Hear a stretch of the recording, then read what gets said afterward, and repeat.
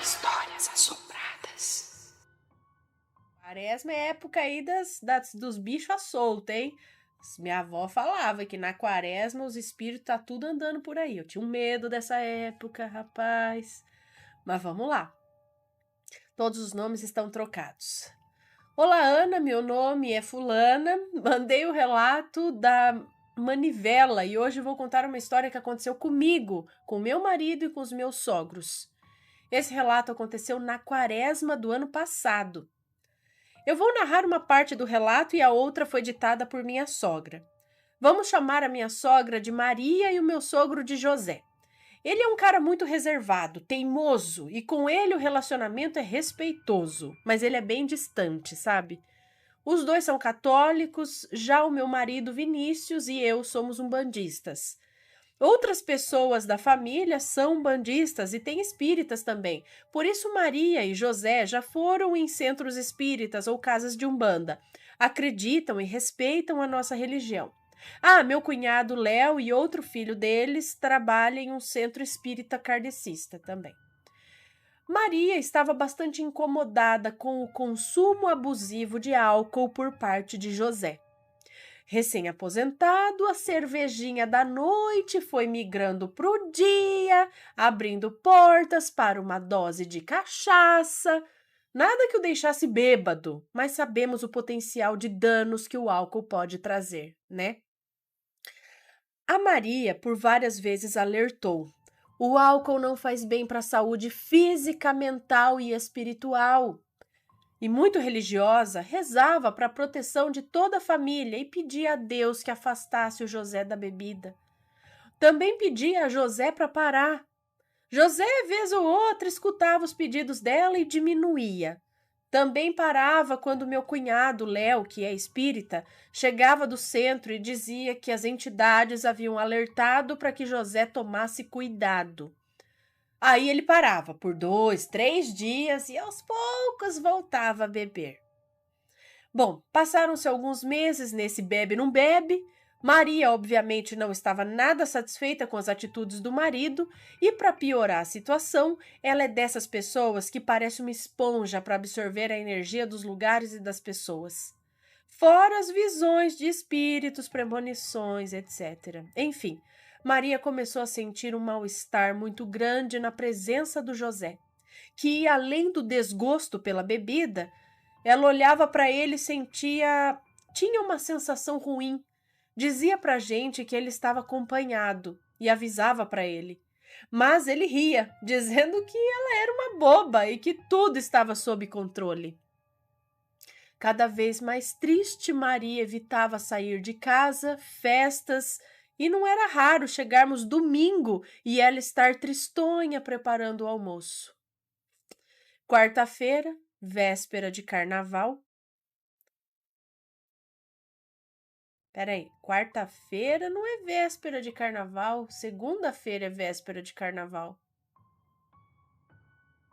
Enfim, quarta-feira é pós-carnaval. Só será na quarta-feira antes do sábado de carnaval, alguma coisa assim, enfim, não sei.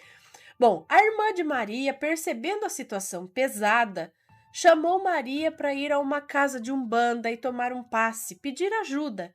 E mesmo não sendo a religião de Maria, ela foi de coração aberto. Ela resolveu chamar José, que aceitou ir. O que a entidade disse para ele, nós não sabemos, mas ele saiu do passe ensopado de suor, assustado e cabisbaixo.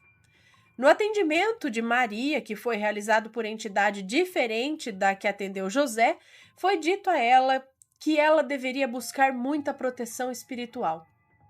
Havia espíritos que queriam José, mas que as orações de Maria estavam atrasando os planos dos obsessores. Por isso, ela também era alvo dos espíritos malignos. A entidade passou recomendações de banhos, pediu para manter uma vela acesa e muitas orações. Disse que aquela batalha não estava perdida, mas muito dependeria do José. Quanto a ela, haveria revelações. A entidade pediu que ela se preparasse para a batalha, se quisesse o marido vivo. que não tivesse medo de recorrer a Deus nos momentos de medo. Naquele dia, eles não conversaram a respeito, mas houve recomendação para que toda a família tomasse banhos de limpeza e de proteção. Aqui passo a palavra agora para Maria, minha sogra. Agora sim, é sábado de carnaval. Entendi. Então era quarta-feira antes do sábado de carnaval. Agora sim, sábado de carnaval. Agora é Maria contando. Eu preparava o jantar, José estava deitado na rede da varanda. Desde o dia que fomos ao centro, ele não bebia e também não conversava comigo direito. Ele parecia aéreo, olhar para o vazio. De relance pela janela da cozinha, eu vi o José se levantar. Ele passou por mim e entrou na despensa. Me virei na direção dele e logo atrás eu vi algo que parecia um porco preto, do tamanho de um cachorro médio. Tinha cascos, mas era esquisito, pois as patas pareciam abertas. Não andava como um animal de 4 patas, mas sim como uma aranha. Aquilo veio de fora, atrás do José. Passou por mim correndo e entrou na despensa. Eu corri atrás para ver o que era e encontrei o José na porta com uns 4 latões para colocar na geladeira. Bebida. 4 latões de cerveja para colocar na geladeira. Eu não falei nada, apenas rezei muito. Domingo de carnaval, como se aquela coisa estivesse instigando ele a beber. Domingo de carnaval. Recebemos o convite para irmos para o sítio com alguns familiares. Uma desculpa perfeita para bastante bebedeira. José logo se animou, mas eu havia combinado com os meus filhos de ter um carnaval em casa, bem tranquilo. Então ele disse que iria sozinho, o que chamou minha atenção, pois José é o tipo de cara bastante dependente, quer que eu vá junto onde ele for. Ele nem insistiu comigo, arrumou a mochila e meia hora depois do convite ele seguia rumo a uma cidadezinha mais ou menos a 3 horas de onde moramos. Eu passei os dias chateada, não por ele sair, mas por saber que ele iria beber. Não iria comer direito, provavelmente chegaria em casa com o estômago detonado. Ele já não tem mais idade e saúde para esse tipo de farra. Infelizmente, quem bebe nunca bebe sozinho. No mundo físico e no mundo espiritual, ok? Apesar de gostar muito da família de José, parece que o álcool é o que une a todos, infelizmente. Então, fiz o que eu pude, eu rezei. Quarta-feira de cinzas. Como de costume, iniciei a quarta-feira de cinzas, dia com um jejum. Como de costume, iniciei o dia de quarta-feira de cinzas com um jejum, mas resolvi estender até às 6 da tarde e ofereci a Deus, pedindo proteção para minha família, em especial a José. Aquela imagem de sábado ainda estava na minha cabeça. Eu tinha certeza que era algo do além. As palavras da entidade lá do centro de Umbanda ecoavam na minha cabeça. Em casa estavam apenas eu e meu filho Léo, que foi dormir cedo, pois estava com crise de sinusite, com febre. José não dava notícias. Onde ele estava, celular pega muito mal. Ele havia dito que voltaria quarta, mas passava das 10 da noite e nada do José chegar. Mesmo sem sono, fui me deitar. De madrugada, escutei barulho no andar de baixo da casa.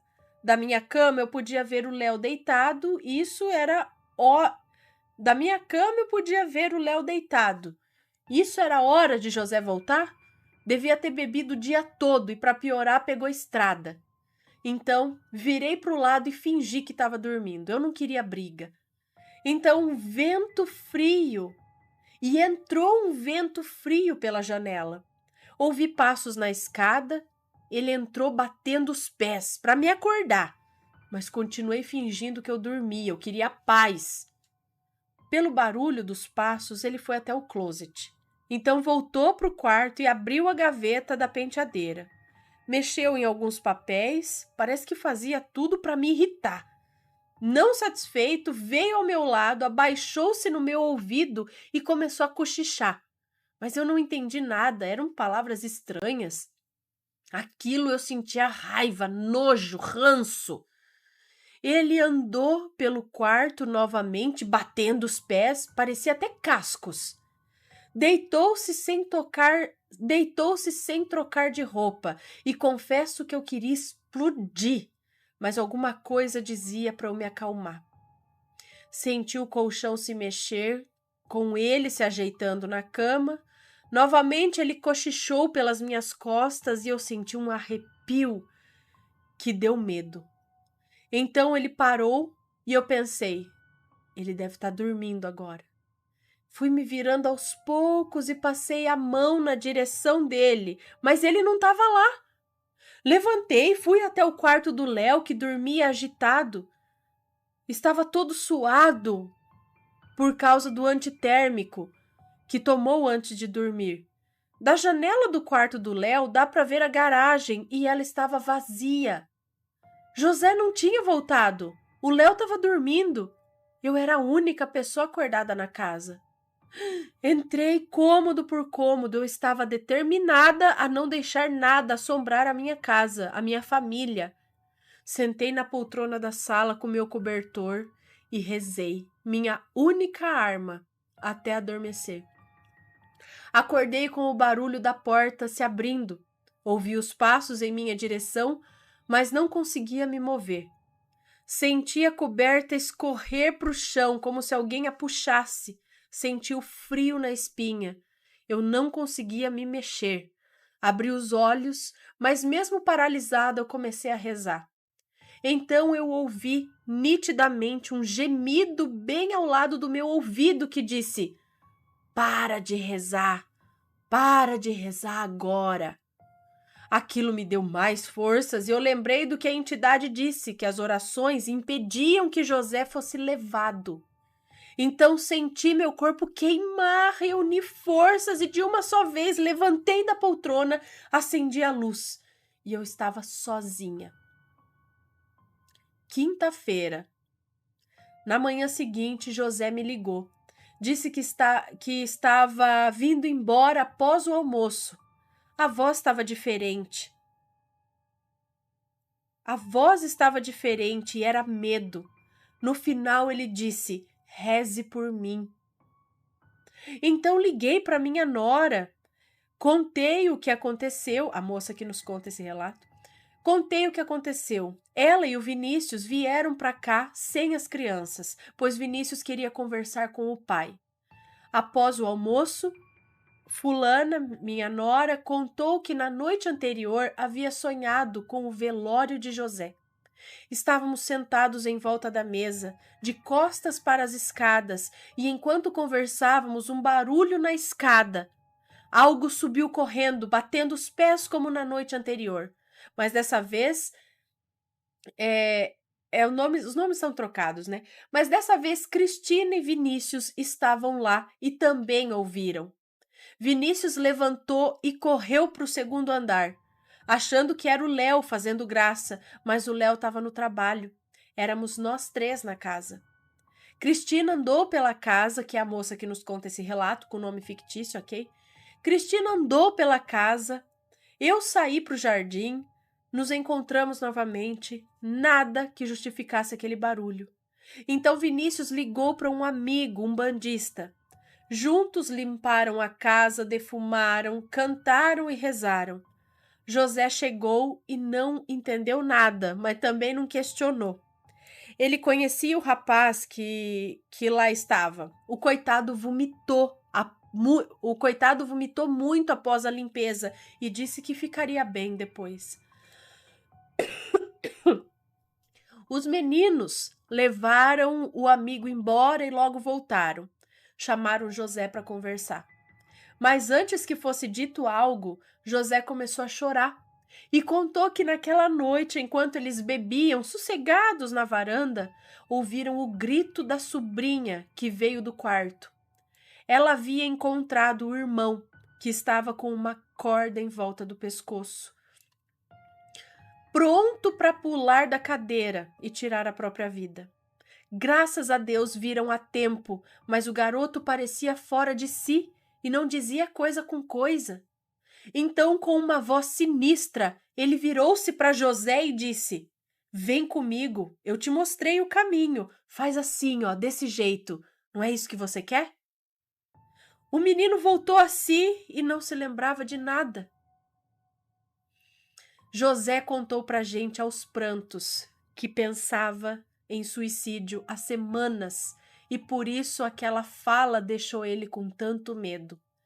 Seja lá o que for, parece ter lido os pensamentos dele. Ou será que aquilo estava de alguma forma influenciando José para que ele bebesse cada vez mais, para que tirasse a própria vida? Contamos para José tudo o que aconteceu e finalmente ele aceitou parar de beber. Concordou em pedir auxílio ao padre, já que ele é católico, mas meus filhos e eu continuamos a frequentar o centro e seguindo as orientações quanto a banhos, orações, vigilância, boas vibrações e caridade. Infelizmente, José é um homem teimoso e de memória curta. Após se comprometer a parar de beber e um período de medo, aos poucos foi cedendo para uma cervejinha aqui, outra ali. Quanto a mim, continuo rezando por mim, por minha família e por meu marido. Eu sei que ele não tem feito a parte dele, mas eu faço o que eu posso. Não vou desistir de lutar, ainda que continue vendo coisas horríveis pela casa, querendo me assustar.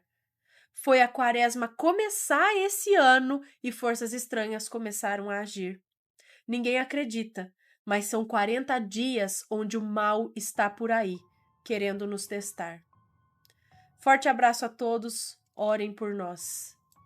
Tô falando que a quaresma é tensa, gente. Piora as coisas, meu Deus do céu. E aí mais um relato pra gente ver como uma cervejinha aqui, outra ali, não é brincadeira. Deve-se tomar muito cuidado. E tem forças espirituais trabalhando por trás de muita coisa por aí, de uma cervejinha ou outra. Então, pessoal, cuidado, tá?